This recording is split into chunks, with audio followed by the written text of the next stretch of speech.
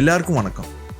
Recently Nokia பார்த்தீங்கன்னா X சீரீஸில் அவங்க நிறைய மொபைல்ஸ் லான்ச் பண்ணாங்க. அதில் வந்துட்டு நோக்கியா X10, நோக்கியா X20ன்னு 2 மிகப்பெரிய மொபைல்ஸை லான்ச் பண்ணாங்க.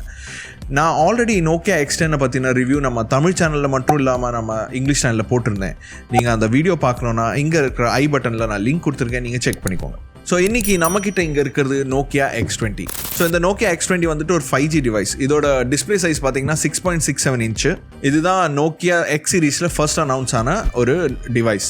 அதுவும் இப்போ இருக்கிற மார்க்கெட்டில் இது வந்து மிட்ரேஞ்ச் சீரிஸ் கூட கம்பீட் பண்ணுது. ஸோ இதோட மார்க்கெட்டில் இருக்கிற காம்படிட்டர்ஸ் பார்த்தீங்கன்னா Samsung Galaxy A52 5G, OnePlus Nord N10 5G, Realme 7 Pro, Motorola Moto G 5G+. இது எல்லாமே ஒரு கேப்பபிள் ஸ்மார்ட் ஃபோன்ஸ். பட் இந்த குரூப்பில் நோக்கியா X20 எப்படி இருக்குதா நம்ம இந்த ரிவ்யூவில் பார்க்க போகிறோம். ஸோ ஆரம்பிக்கலாங்களா?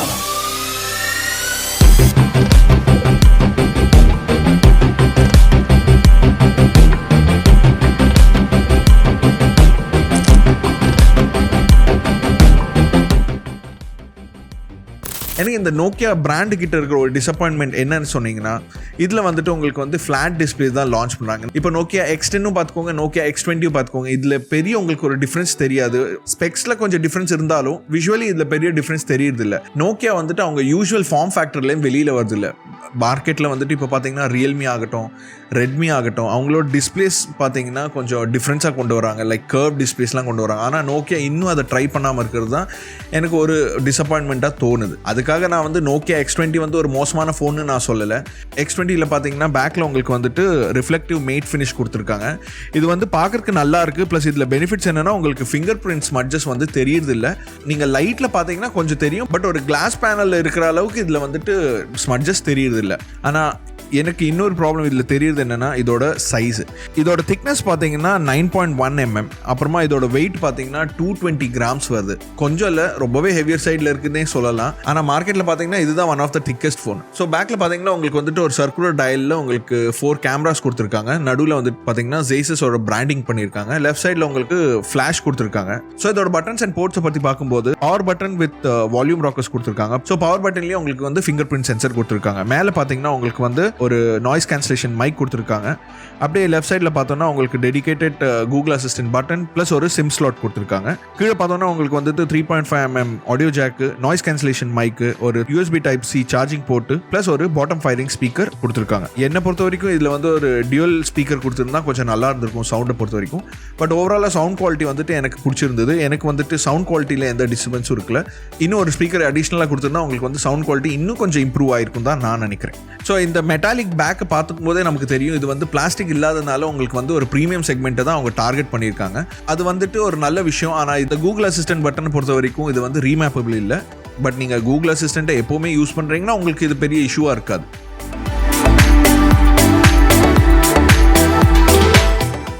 ஸோ இதோட டிஸ்பிளே பார்த்தீங்கன்னா 6.67 inch IPS LCD display, Full HD Plus 2400x1080p resolution, 319 ppi pixel density இருக்குது. டிஸ்பிளே வந்து பிரைட் அண்ட் டீட்டெயிலாக இருக்குது.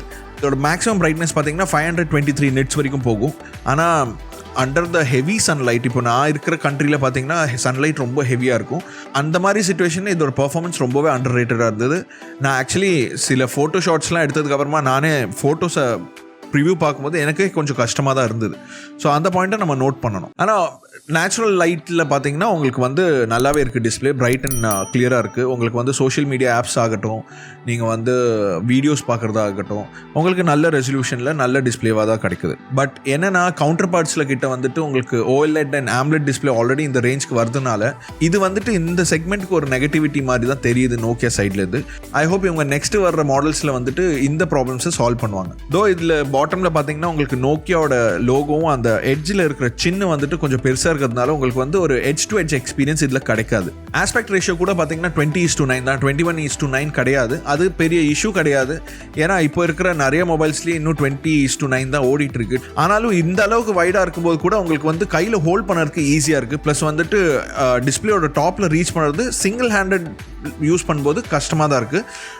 ஸோ உங்களுக்கு வந்துட்டு நான் முன்னாடியே சொன்ன மாதிரி இந்த மாதிரி ஃபிங்கர் கிரிப் நீங்கள் வாங்கி போட்டுட்டிங்கன்னா உங்களுக்கு கேஸ் கூட போட்டுக்கும் போது இன்னும் ஈஸியாக இருக்கும். ஒரு காலத்தில் வந்து ஹை ரெஃப்ரெஷ் ரேட் டிஸ்பிளே வந்து ஒரு ப்ரீமியம் டெக்னாலஜி வந்து நம்ம கன்சிடர் பண்ணிட்டு இருந்தோம். பட் இப்போ இருக்கிற சிச்சுவேஷனில் அது வந்துட்டு சாதாரண டெக்னாலஜியே வந்துடுச்சு. இப்போ பார்த்தீங்கன்னா ரெட்மி நோட் 10 ப்ரோலேயே உங்களுக்கு வந்துட்டு ஹை ரெஃப்ரெஷ் ரேட் கிடைக்கிறது. ஸோ அந்த பாயிண்டில் பார்க்கும்போது இந்த டிவைஸில் வந்து உங்களுக்கு ஹை ரெஃப்ரெஷ் ரேட் கிடைக்கிறது இல்லை வெறும் 60 Hz ரெஃப்ரெஷ் ரேட் தான் இருக்குது. பட் அதுக்காக நோக்கியாவோட சாஃப்ட்வேர் சைட் பார்த்தீங்கன்னா அது வந்து சுப்பீரியர். ஏன்னா மீ UI மாதிரியான ஒரு பிளாட்வேர் கிடையாது. இதில் ஆல்ரெடி உங்களுக்கு வந்து Android 1 கொடுக்கறதுனால உங்களுக்கு ஸ்டாக் ஆண்ட்ராய்டோட ஃபுல் எக்ஸ்பீரியன்ஸ் கிடைக்கும்.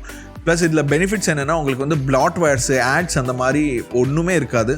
ஸோ உங்களுக்கு வந்து ஒரு நல்ல ஒரு சாஃப்ட்வேர் சைடில் எக்ஸ்பீரியன்ஸ் இருக்கும். ஸோ நீங்கள் கண்டிப்பாக அதை வந்து என்ஜாய் பண்ணுவீங்க.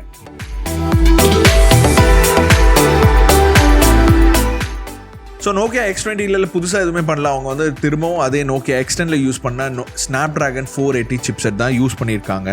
நோக்கியா X20 பொறுத்த வரைக்கும் 128 GB ஸ்டோரேஜில் 6 GB or 8 GB RAM options கிடைக்குது. அதை வந்து மைக்ரோ SD த்ரூவாக நீங்கள் எக்ஸ்பேண்ட் பண்ணிக்கலாம். தோ உங்களுக்கு வந்துட்டு Snapdragon 480 சிப்செட்டில் வந்துட்டு 5G கனெக்டிவிட்டி கிடைக்கிற ஒரு அட்வான்டேஜஸ் இருக்குது. பட் இது வந்து Qualcommோட மோஸ்ட் கேப்பபிள் சிப்செட் கிடையாது. இதோட சிமிலர்லி ப்ரைஸ் காம்படிட்டர்ஸ் பார்த்தீங்கன்னா யூஸ் பண்ணுற சிப்செட் வந்துட்டு Snapdragon 750G or Snapdragon 765G use பண்ணுறாங்க. அதை கம்பேர் பண்ணும்போது இது ஒரு அண்டர் ரேட்டட் சிப்செட் தான் சொல்லலாம். பெஞ்ச் மார்க்ஸ் வந்து பார்க்கும்போது எல்லாருக்குமே நல்லா இருக்கும். பட் அது மட்டும் ஒரு டிவைஸோட ஃபேட்டை டிசைட் பண்ணுறது இல்லை. இந்த டிவைஸை வச்சுட்டு நீங்கள் வந்து ஒரு ஃப்ளாக்ஷிப் டிவைஸ் எல்லாம் கம்ப்ளீட் பண்ணோன்னு நான் சொல்லல. பட் உங்களுக்கு டே டு டே யூசேஜ்க்கு ஒரு அட்டகாசமான டிவைஸ். ஏன்னா இதில் வந்து உங்களுக்கு சோஷியல் மீடியா நீங்கள் டே டு டே யூஸ் பண்ணுற சோஷியல் மீடியா ஆப்ஸ் ஆகட்டும், கேமிங்ஸ் லைட் கேமிங்ஸ் ஆகட்டும், எல்லாமே உங்களுக்கு ஈஸியாக அது ஒர்க் பண்ணும். இதில் Android 1 இருக்கிறதுனால உங்களுக்கு ஸ்மூத்னஸ் லெவல் கொஞ்சம் பெட்டராகவே இருக்கும் compared to other Android devices. ஆனால் அதுக்காக இதில் வந்துட்டு உங்களுக்கு ஹை கிராஃபிக்ஸ் கேம்ஸ்லாம் விளாட முடியும்னு நினைக்காதீங்க. நீங்கள் வந்து பேசிக் செட்டப்பில் ஒரு மீடியம் ரேஞ்சில் வந்து கேம்ஸ் லைக் COD ஆகட்டும், ஜென்ஷன் இம்பேக்ட் ஆகட்டும், இந்த மாதிரியான கேம்ஸை வந்து பேசிக் இதில் யூஸ் பண்ணலாம்.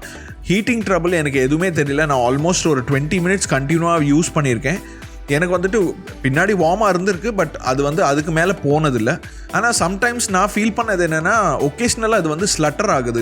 நீங்கள் வந்து ஒரு ஆப்ஸ் எடுத்துகிட்டு க்ளோஸ் பண்ணும்போது ஒரு சின்ன ஒரு லேக் இருக்குது, ஒரு சின்ன ஒரு ஸ்லட்டரிங் இருக்குது. மேபி அது நெக்ஸ்ட் அப்டேட்டில் சரியாகும்னு நினைக்கிறேன். பட் நீங்கள் கொடுக்குற காசுக்கு ஒரு டாப் நாச் குவாலிட்டி கிடைக்கலனாலும் இதில் வந்து Android 11 கொடுக்குறாங்க. ஷாமியோட மீ UI கம்பேர் பண்ணும்போது இது கண்டிப்பாகவே ஒரு நல்ல கிளீனர் எக்ஸ்பீரியன்ஸ் தான் நீங்கள் ஃபீல் பண்ணுவீங்க. ப்ளஸ் அது மட்டும் இல்லாமல் நோக்கியா வந்துட்டு ஆல்ரெடி உங்களுக்கு 3 years ஆஃப் OS அப்டேட் கொடுக்குறாங்க. ஸோ காம்படிஷனில் இருக்கிற லாட்டை பார்க்கும்போது இது ரொம்பவே பெட்டர். ஏன்னா உங்களுக்கு வந்து அடுத்த Android 12, 13, 14 வரைக்கும் இருக்கிற எல்லாமே அப்டேட்ஸ் இதில் வரும். ஸோ ஆல்மோஸ்ட் நீங்கள் ஒரு 3 to 4 years வந்து யூஸ் நல்லாவே பண்ணலாம் இந்த டிவைஸை. அது மட்டும் இல்லாமல் உங்களுக்கு கிடைக்கிற OS அப்டேட்டில் அவங்க ரிலீஸ் பண்ணுற நியூ ஃபீச்சர்ஸ் கூட இதுலேயே எக்ஸ்பீரியன்ஸ் பண்ணலாம். இந்த செக்மெண்ட்டில் பார்க்கும்போது நோக்கியா X20 இருக்கிற சாஃப்ட்வேர் சைடில் அவங்க சுப்பீரியராக தான் இருக்காங்க.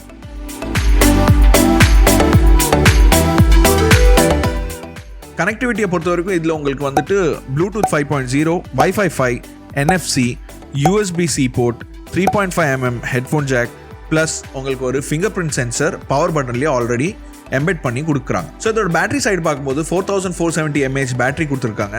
நீங்கள் ஒகேஷ்னலாக சோஷியல் மீடியாஸ் ஆகட்டும், மெசேஜிங் ஆகட்டும், ஃபோட்டோஸ் எடுக்கிறதாகட்டும், இல்லை நீங்கள் வந்துட்டு சின்னதாக கேம்ஸ் விளாட்றதாகட்டும், உங்களுக்கு ஆல்மோஸ்ட் வந்து 1.5 நாள் வரைக்கும் பேட்டரி தாங்கும். பட் அதுக்கும் கம்மியாக யூஸ் பண்ணிங்கன்னா கண்டிப்பாக உங்களுக்கு 2 நாளுக்கு மேலேயே பேட்டரி நிற்கும். இந்த செக்மெண்ட்டில் நீங்கள் பார்க்கும்போது உங்களுக்கு வந்து ஒரு 65 watts சார்ஜர் கொடுக்கலனாலும் உங்களுக்கு வந்து டீசெண்டான ஒரு 18 watts சார்ஜர் கொடுக்குறாங்க. ஸோ இந்த 18 watts சார்ஜர் பொறுத்த வரைக்கும் நோக்கியா X20 வந்து 0 to 40% ஒரு 30 மினிட்ஸில் சார்ஜ் ஆகும். அதே ஒரு ஃபுல் சார்ஜுக்கு வேண்டி ஆல்மோஸ்ட் உங்களுக்கு வந்து ஒரு 90 மினிட்ஸ் தேவைப்படும். இன்னும் ஒரு சில ரீசனில் பார்த்தோம்னா நம்ம நோக்கியா வந்து சார்ஜிங் பிரிக்கு பாக்ஸில் கொடுக்கறது இல்லை. நோக்கியா என்ன சொல்கிறாங்கன்னா இந்த சார்ஜிங் பிரிக்கோட ப்ராஃபிட்டில் ஸோ இவங்க சேரிட்டிக்கு டிஸ்ட்ரிபியூட் பண்ணி ஓஷன்ஸ் அண்ட் ரிவர்ஸை க்ளீன் பண்ணுற ப்ராஜெக்டை இவங்க பண்ணிட்டு இருக்காங்க.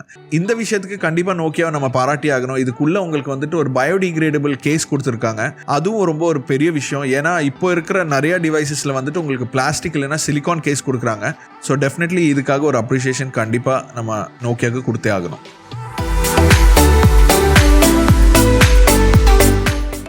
நோக்கியோட மெயின் செல்லிங் பாயிண்ட் பார்த்தோம்னா இதில் இருக்கிற Zeiss-branded கேமராஸ். ஸோ பேக்கில் இருக்கிற குவாட் கேமராஸ் பார்த்தீங்கன்னா அதில் வந்து ஒரு 64 megapixel main sensor, 5 megapixel ultra wide sensor and dual 2 megapixel depth and macro lens கொடுத்துருக்காங்க. ஸோ 2021 இது ஒரு ஃபேர்லி ஸ்டாண்டர்ட் செட்டப் தான் சொல்லணும். ஸோ ஆன் ஸ்க்ரீனில் இப்போ நீங்கள் பார்க்க போகிறது இதோட ஒரு சில ஃபோட்டோஸ் நான் எடுத்தது. இந்த பஞ்ச்லேயே வச்சுட்டு இந்த 64 மெகா பிக்சல் கேமரா தான் மோஸ்ட் பவர்ஃபுல். ஸோ ஒரு 16 மெகா பிக்சல் இமேஜை வச்சு அது பிக்சல் பைண்டிங் டெக்னாலஜி கூட பிக்சல்ஸை பைண்ட் பண்ணி உங்களுக்கு ஒரு அவுட்புட் கொடுக்குது. 16 மெகா பிக்சல் தான் most of the people use பண்ணுவாங்க. ஏன்னா 64 மெகா பிக்சல் ஏதோ டீட்டெயில் உங்களுக்கு நல்லா கிடைச்சாலும் அதோட ஃபைல் சைஸ் ஜாஸ்தியாக இருக்கிறதுனால நிறைய பேர் 16 மெகா பிக்சல்லேயே கம்ஃபர்டபுளாக ஃபீல் பண்ணுவாங்க. ஆனால் 16 மெகா பிக்சல்லேயே உங்களுக்கு அவுட்புட் ரொம்பவே நல்லா வருது, டீட்டெயில்டாக இருக்குது, இமேஜஸ்லாம் வைப்ரண்ட்டாக இருக்குது. பர்டிகுலர் சுச்சுவேஷனில் தான் உங்களுக்கு நல்ல டைனாமிக் ரேஞ்ச் கிடைக்குது. எல்லா சுச்சுவேஷன்லையும் உங்களுக்கு டைனாமிக் ரேஞ்சு நல்லா கிடைக்கிறதுல லைட்டோட லெவல் கம்மி ஆகும்போது இதோட பெர்ஃபார்மன்ஸும் ட்ராப் ஆகுது. சம்டைம் உங்களுக்கு வந்து நாய்ஸ் தெரியுது, ஃபோட்டோஸ்லேயே நிறைய நாய்ஸ் தெரிய வரும். ஈவன் நைட் ஷாட்ஸில் வந்துட்டு நிறைய நாய்ஸ் எனக்கு தெரிய வந்தது. தோ இது இண்டஸ்ட்ரியில் வந்துட்டு ஒரு லீடிங் டெக்னாலஜி இல்லைனாலும் இதில் வர்ற ஃபோட்டோஸ் எல்லாமே நல்லா தான் இருக்குது.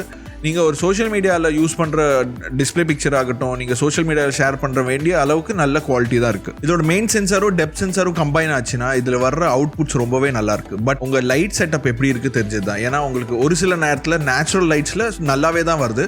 ஆர்டிஃபிஷியல் லைட்ஸில் பார்த்தீங்கன்னா உங்களுக்கு வந்துட்டு சம்டைம்ஸ் அது வந்து ஹிட் அண்ட் மிஸ் ஆகுது. ஈவன் மேக்ரோ லென்ஸை பார்த்தீங்கன்னாலும் ஒரு அன்சாட்டிஸ்ஃபேக்டரி ஃபீல் தான் இருக்குது. இதில் வந்து அவ்வளோ நல்ல மேக்ரோ எக்ஸ்பெக்ட் பண்ண முடியாதுனாலும் இதில் வர்ற அவுட்புட் வந்துட்டு ஓரளவுக்கு அன்சாட்டிஸ்ஃபேக்டரியாக தான் எனக்கு ஃபீல் ஆகுது.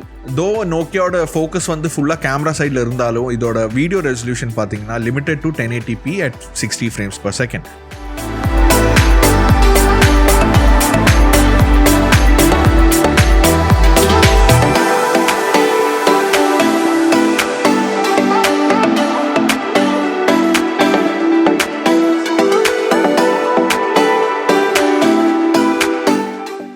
ஃப்ரண்ட்டில் பார்த்தீங்கன்னா உங்களுக்கு வந்து 32 மெகா பிக்சல் கேமரா கொடுத்துருக்காங்க. இது வந்து செல்ஃபிஸ் ஆகட்டும், வீடியோ கால்ஸ் ஆகட்டும், நீங்கள் வந்து டே டு டே நடக்கிற கான்ஃபரன்ஸ் கால்ஸ் ஆகட்டும், இது எல்லாத்துக்குமே பெஸ்ட்டாக தான் இருக்குது. பட் வந்து ரியர் கேமராவில் இருக்கிற அந்த குவாலிட்டி இதால் கொடுக்க முடியல. This is the selfie video shot on Nokia X20. Video நல்லா தான் இருக்கு இல்லையா? Dynamic range is missing. Still okay, but here and all it's getting washed out. Here also.